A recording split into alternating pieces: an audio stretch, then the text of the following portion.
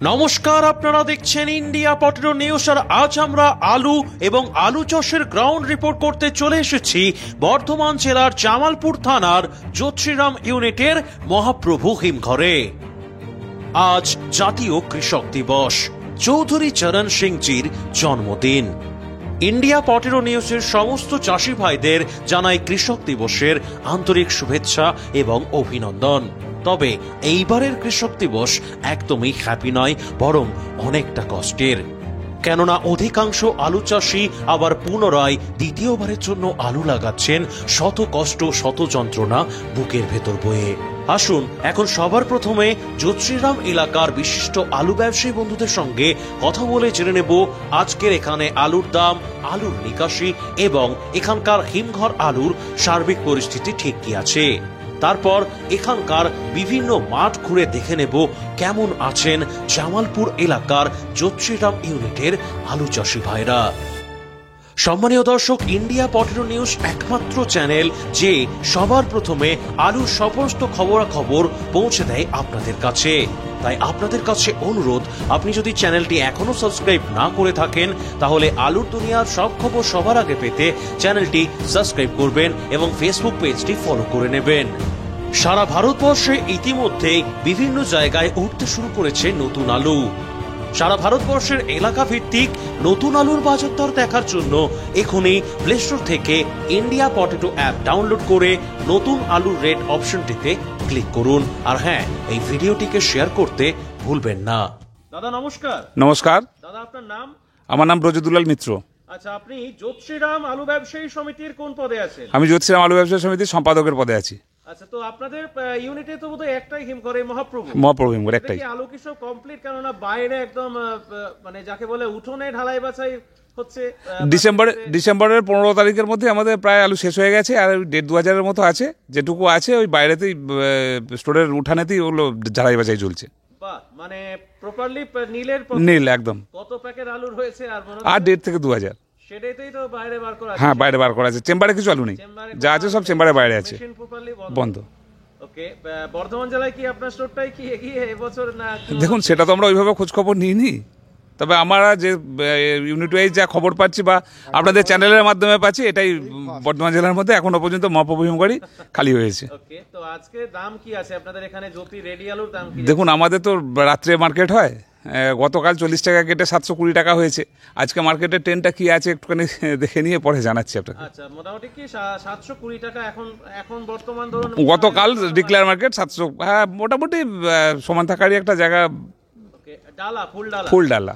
আর গড় আমাদের এখানে হয় না, কিছু কেমন যা হয়েছে আগে হয়ে গেছে, আগস্টের আগে শেষ হয়ে গেছে। আচ্ছা, 720 টাকা। 720। বন্ডের দাম কেমন আছে? ওই 400 থেকে 410। আচ্ছা, পার প্যাকেট। আর অন্যান্য আর কি কি আলু পাওয়া যায় আপনার এখানে? চন্দ্রমুখী কিছু পাওয়া যায়, তো না আজ কিছু নেই। চন্দ্রমুখী আমাদের নেই, শেষ। নীল কমপ্লিট। মানে জ্যোতি এবং জ্যোতি আর চন্দ্রমুখী। আদার্স কোনো আলু এখানে রাখা হয় না? কিছু থাকে আপনার হেমালিডি যেটা থাকে কিছু, বা আপনার পোকরাজ যে 6 থাকে, ওগুলো প্রথম দিকেই সব হয়ে গেছে। আচ্ছা, মোটামুটি বাজার কি মনে হচ্ছে কালকে থেকে আজকে কি একটু কাটবে না? আজ না কাটলেও হ্যাঁ, কাটা ট্রেন্ড রয়েছে, ট্রেন্ড কাটার। হ্যাঁ, লোডপত্র খুব খারাপ, যেহেতু কাঁচা আলুটা আপনার আসছে, তাহলে মার্কেটটা কাটার দিকেই রয়েছে, ট্রেন্ড কাটারই রয়েছে। আচ্ছা, আপনাদের মার্কেট কি মানে সন্ধ্যাবেলায় হয়? ওটা কি ওই জামালপুর সুরেকালনা এই মার্কেটটা ধরে হয়? আমাদের জামালপুর মার্কেটটাই হয়। হ্যাঁ, মানে আপনাদের অ্যাপসে যেটা জামালপুর দেওয়া থাকে সেইটা আমাদের মার্কেট হয়, ওইটা ধরে মার্কেটটা করে। বেশ।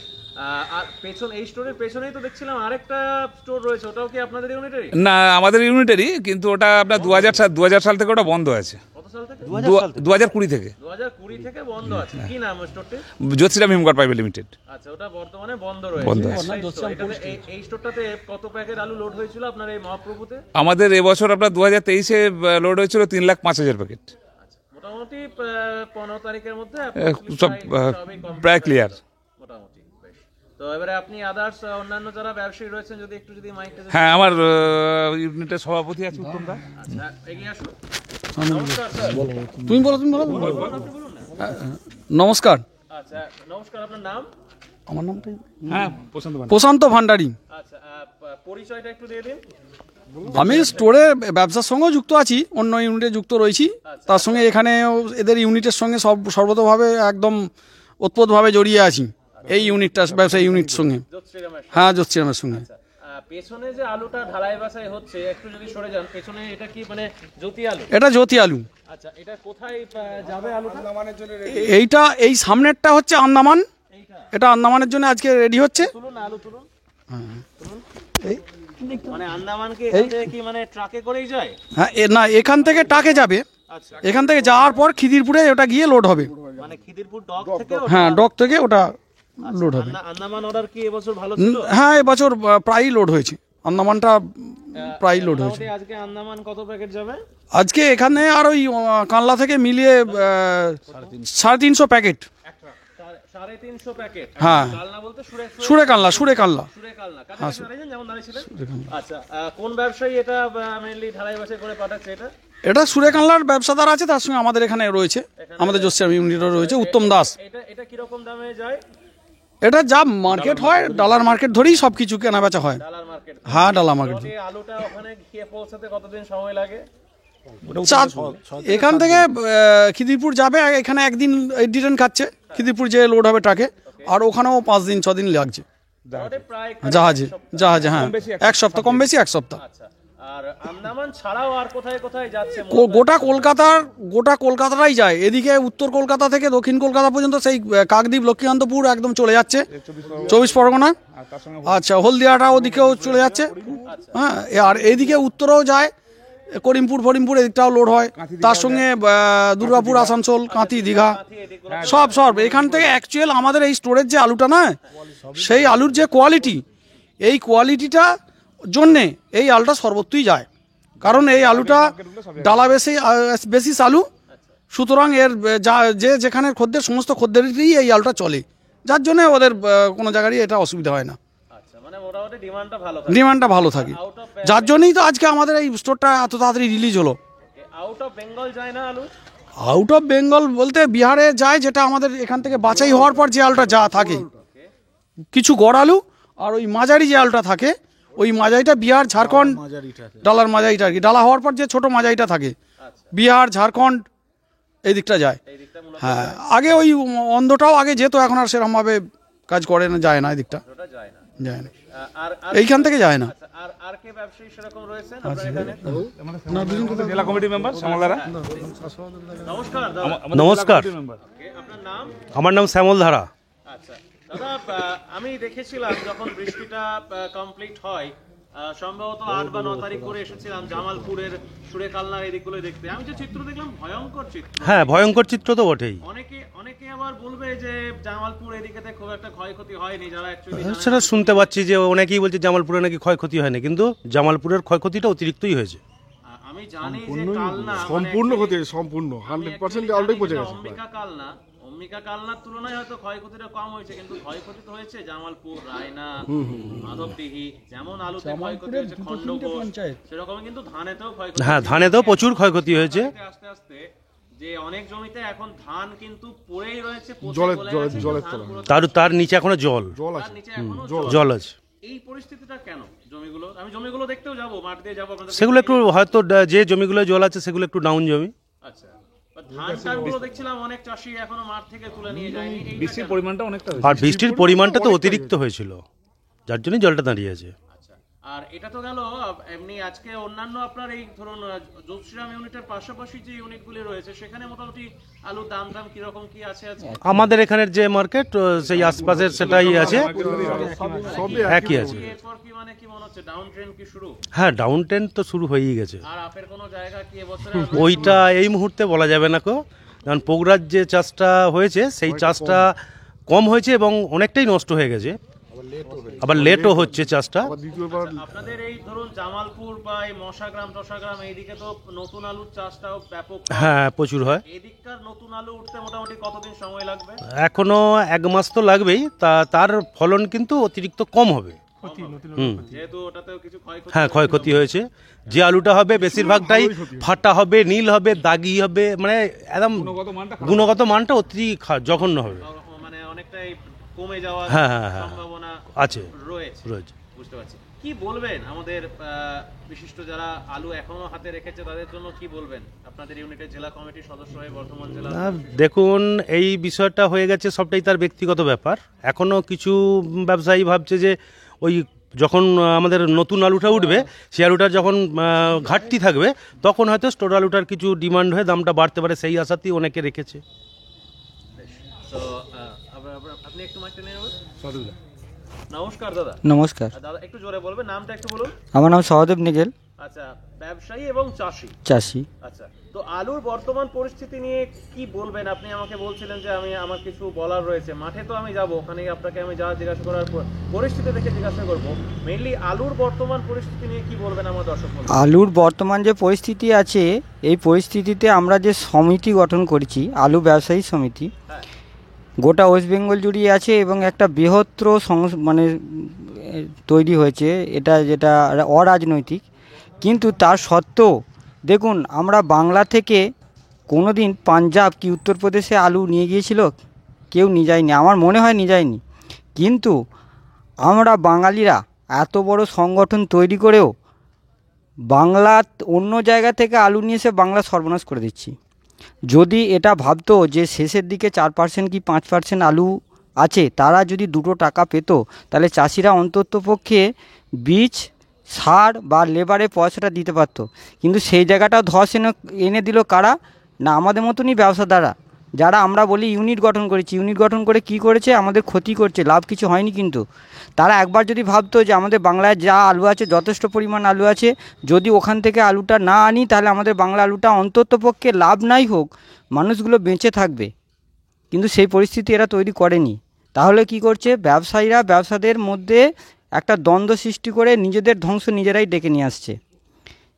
তারা যদি কেউ যদি ভেবে থাকে যে আলুর দামটা কমালে, তাদের উচিত ছিল যে বাইরে থেকে আলুটা, মানে নতুন আলুটা না আনিয়ে যে আলুটা এখানে রয়েছে, নতুন আলু কেন, স্টোর আলু পর্যন্ত, নতুন আলু, স্টোর আলু কেন আনবে?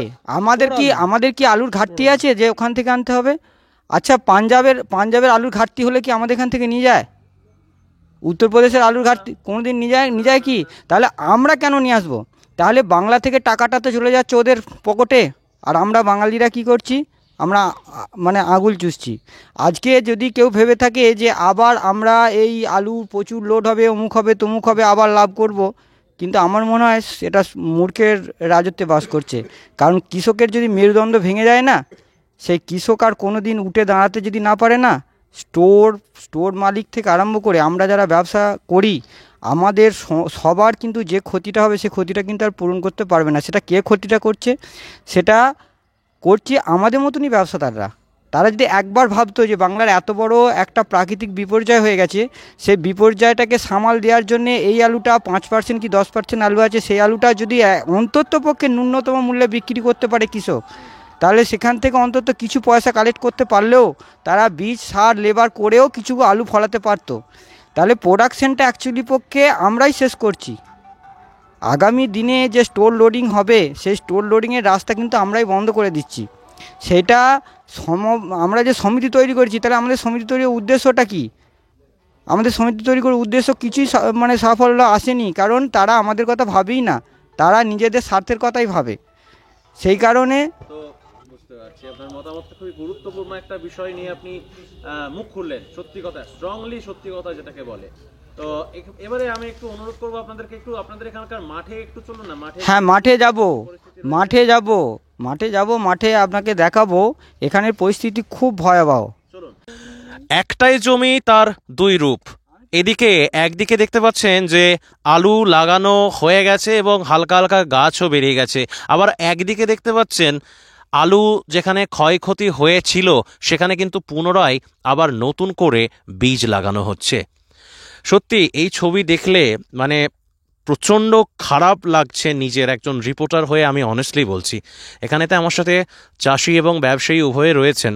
তো কেমন আছেন চাষিরা একটু যদি বলেন। দাদা একটু মাইকটা ধরুন, বলুন। চাষিরা এখানকার খুবই কষ্টে আছে। আগে চাষি গামছা নিয়ে যেত তার মাথায় রোদটা যাতে না লাগে বাঁধার জন্য আর ঘাম মোছার জন্য। এখন চাষি গামছা নিয়ে যেত তার চোখের জল মোছার জন্য। ঠিক এই অবস্থাতেই আছে চাষির। এইরকমই আছে যে রাতে বালিশ ভিজে যায় কান্নায়, রাতে ঘুমোতে পারে না, ভোরে ঘুম ভাঙলে তাদের আর ঘুম ধরে না, ভেবে সারা বছর সংসার কি করে চালাবে সেটাকে বালিশ ভেজা কান্না বলে। মানে কাউকে বলতে পারে না, রাতের অন্ধকারে শুয়ে শুয়ে কাঁদে। কতটা অসহায় এবং কতটা মানুষ অসহায় বোধ করলে তবে নির্ভীতে রাতে কাঁদে, সেটাই আপনার প্রশ্নের প্রথম উত্তর। আর দ্বিতীয়ত হচ্ছে যে আমরা দেখুন, আমরা আদি সাম্যবাদী সমাজ, যেখানে বনের মানুষ বাস করতো, তখন যে স্বাধীনতা ছিল তার থেকেও এখন কিন্তু পরাধীনতা আমরা বোধ করি কৃষকরা। তার কারণ হচ্ছে কৃষক এই সমাজের সমস্ত মানুষকে খাবে এই টেন্ডার নিয়ে রেখে দিয়েছে। কারণ কি দাম বাড়লে কৃষকদের দাম কমাতে হবে, আলু পচে গেলে, ধান নষ্ট হয়ে গেলে কেউ পাশে নেই। সরকার বাংলা শস্য বিমা করেছে, কিন্তু বাংলা শস্য বিমা যদি ফর্ম ফিল আপ করেও সেই ফর্মের স্লিপ আমার কাছে আছে, একটাও ক্ষতিপূরণ পায় না। তাহলে লাইন দিয়ে ফর্ম ফিল আপ করে আর অফিসার পুষে কী লাভ? সরকার তো এর বিমা দেয়। দেখুন, একটা গাড়ির যদি ইন্স্যুরেন্স থাকে, সেই গাড়িটা অ্যাক্সিডেন্ট করার সঙ্গে সঙ্গে শোরুমে নিজে ঠেকিয়ে দিলে সঙ্গে সঙ্গে তার টাকা ক্রেডিট হয়ে যায়। একটা লাইফ ইন্স্যুরেন্স থাকলে তার টাকা ক্রেডিট হয়ে যায়, মেডিকেল ইন্স্যুরেন্স থাকলে হাসপাতাল নিয়ে গেলে তার টাকা ক্রেডিট হয়ে যায়। কিন্তু কৃষকের টাকা যদি ইন্স্যুরেন্স থাকে তার জন্য কেউ ভাবে না। তার কারণ হচ্ছে মানুষ এই সমাজে স্বাধীনতার মানে যুগের পর যুগ একটা সমাজ সে একজনকে শোষণ করেই আসছে। আদি সাম্যবাদী সমাজ ধ্বংস হয়ে যাওয়ার পর দাস প্রথা, সামন্ত প্রথা, পুঁজিবাদী প্রথা, এমনকি সমাজতান্ত্রিক প্রথা পর্যন্ত এই যে শোষণ, চাষিদের প্রতি এই যে শোষণ, এই বঞ্চনা চিরকাল চলে আসছে। মানে আমি আর কি বলবো খুঁজে পাচ্ছি না। একবার দ্বিতীয়বার চাষ করতে আবার পুনরায় মোটামুটি কত টাকা করে খরচ হচ্ছে বিঘা প্রতি? এমনি 10,000 টাকা আবার এক্সট্রা লাগবে, আবার এক্সট্রা 10,000 টাকা মিনিমাম লাগবে। তো চাষিকে এই সময় যদি সরকার হয়তো লোনটা মুকুব করতে পারলো না, সরকার এটা তো করতে পারতো যে আমার লোন আছে, কৃষি লোন আছে 1 লাখ টাকা, সেই ক্রেডিট লিমিটটা বাড়িয়ে 1,20,000 যদি করতে পারতো, তাহলে 20,000 টাকা চাষি এক্সট্রা পেতো। চাষি সেটা লোন হিসেবেই নিত, কিন্তু সেটাও সরকার করেনি। সরকার বলছে উপগ্রহ চিত্রের মাধ্যমে আমরা দেখতে পাচ্ছি চাষির কাছে যাওয়ার জন্যে। আচ্ছা, আমাদের কোনো আত্মীয় মরে গেলে সে তার বাড়িতে আমরা তো যে আত্মীয়টাকে ফেরত পাবো না, তাকে ফেরত দিতে পারবো না, কিন্তু আমরা তার বাড়িতে যাই তো সমবেদনা জানাতে। সেই সমবেদনা জানানোর পর্যন্ত এখানে কেউ নেই, কোনো মানুষ নেই। সরকারের যে শস্য বিমা, তবে আমাদের মাননীয় মুখ্যমন্ত্রী খুব মানে কৃষি দরদি। আমি আপনাদের চ্যানেলের মাধ্যমে আমার প্রিয় দিদির কাছে এই আবেদন রাখবো যে অন্তত এই অসহায় মানুষগুলোর বালিশ ভেজা কান্না থেকে মুক্তি দিন, এদের জন্য ভাবুন, এদের পাশে দাঁড়ান। এই বলে আমি আমার বক্তব্য শেষ করছি।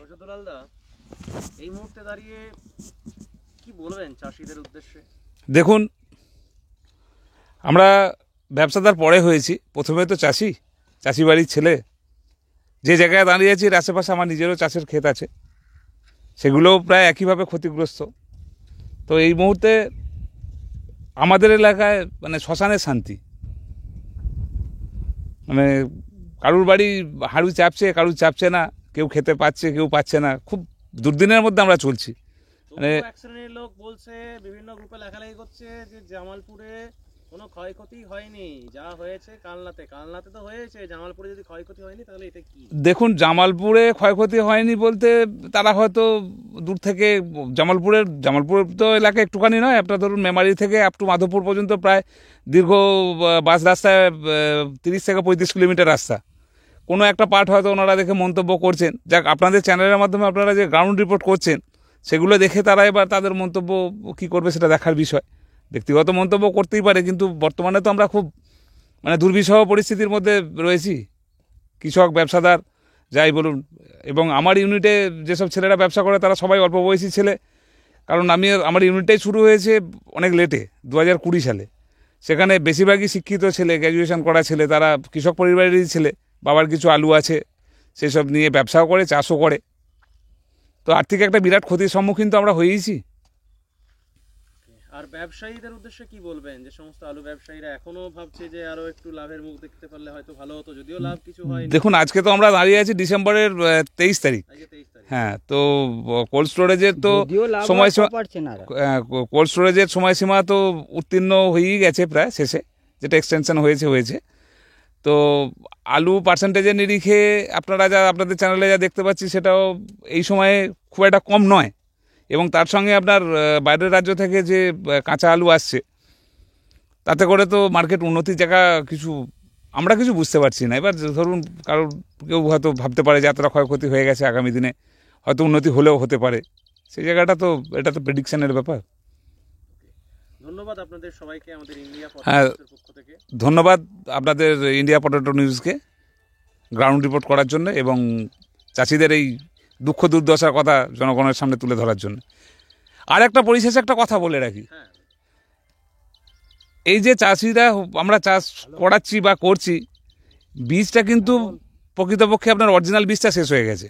এটা যেটা হচ্ছে, এটা হয়তো আমরা কিছু কেমন পাঞ্জাব সিড বলে কিনে আনছি, কিন্তু সেটা প্রকৃত পাঞ্জাব কিনা সেটা আমাদের মানে সন্দেহের জায়গায় আছে, এবং বেশিরভাগটাই স্টোর বীজ আছে। এবং মহামান্য সরকার বা রাজ্য সরকার বা কেন্দ্র সরকারের কাছে চাষি বা ব্যবসাদার হিসেবে আমার ব্যক্তিগত অনুরোধ যে পশ্চিমবঙ্গে যদি সিডসের কোনো সিস্টেম করা যায়, আমাদের যে কৃষি দপ্তর আছে, কৃষি আধিকারিকরা আছেন, তাদেরকে কাজে লাগিয়ে কৃষি দপ্তর, সেটা তো আমাদের চাষি বা ব্যবসাদারদের পক্ষে সম্ভব নয়। আমাদেরকে নিয়ে কৃষির সঙ্গে ইন্ডাস্ট্রি যে একটা ব্যাপার যেটা পাঞ্জাবে আছে, এখানে তো শিক্ষিত ছেলেরও অভাব নেই।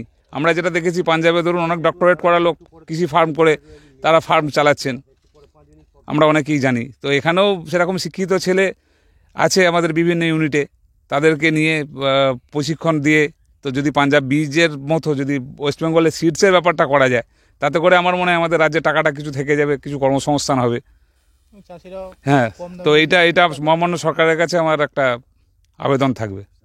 ওনাকে একবার মাইকটা দিন না, বলছি কাকু একটু এগিয়ে আসুন। আরে তোমাকে নমস্কার, আপনার নাম কি?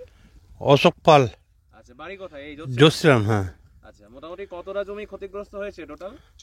হ্যাঁ 6 থেকে 7 বিঘে।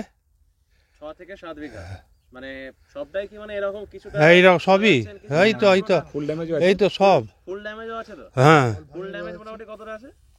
ফুল ড্যামেজ প্রায় সবটাই তো, এই তো পুর ধরতে হচ্ছে, এ তো মানে না থাকাই। দ্বিতীয়বার যে চাষটা করছেন, বীজটা একটু দেখি তো, এটা কি পাঞ্জাব বীজ? না, তাহলে পাঞ্জাবি চ্যানেলে পয়সা নেই।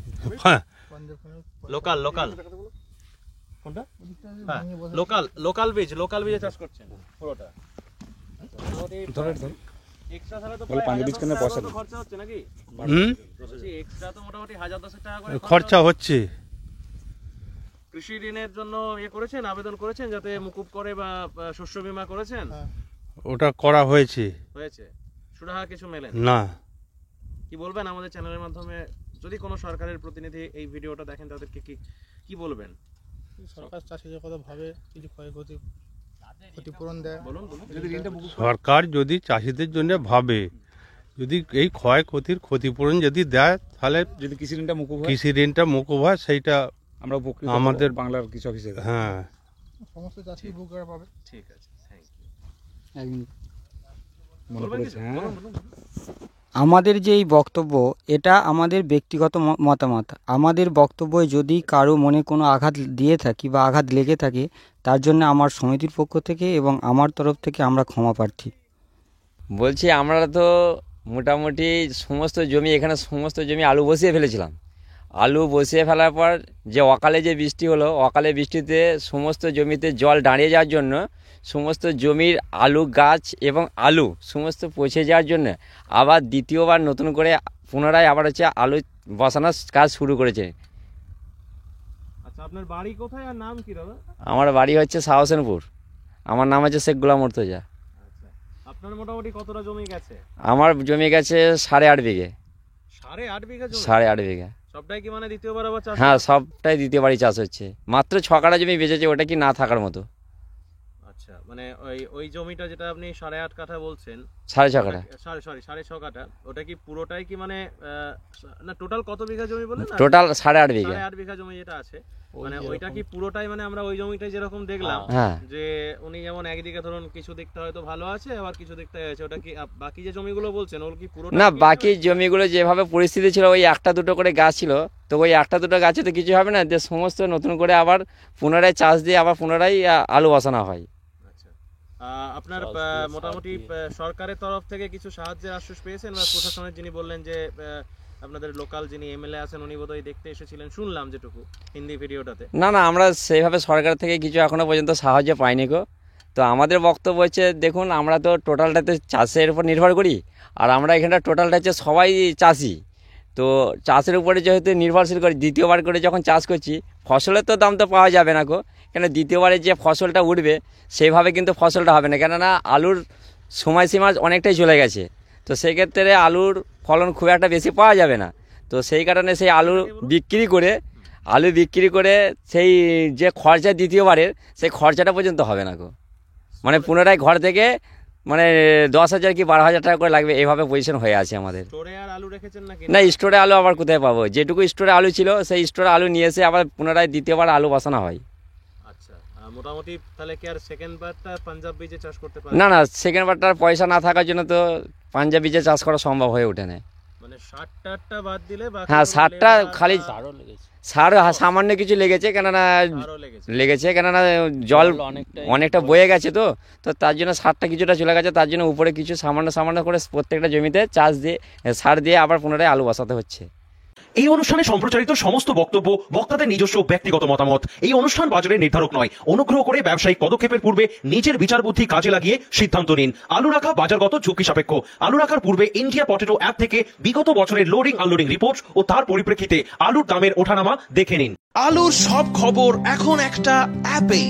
আলুর প্রাত্যহিক বাজার দর, আলুর সর্বভারতীয় বাজার দর, আলুর সকালের বাজার দর, লোডিং আনলোডিং রিপোর্ট, বিগত 10 বছরের আলুর তথ্য, সারা ভারতবর্ষের 20,000 আলু চাষী ও ব্যবসায়ীদের তথ্য এখন আপনার হাতের মুঠোয়। প্লে স্টোর থেকে আজই ডাউনলোড করুন India potato market rate app. 2012 সাল থেকে প্রতি মুহূর্তে আপনার সঙ্গে।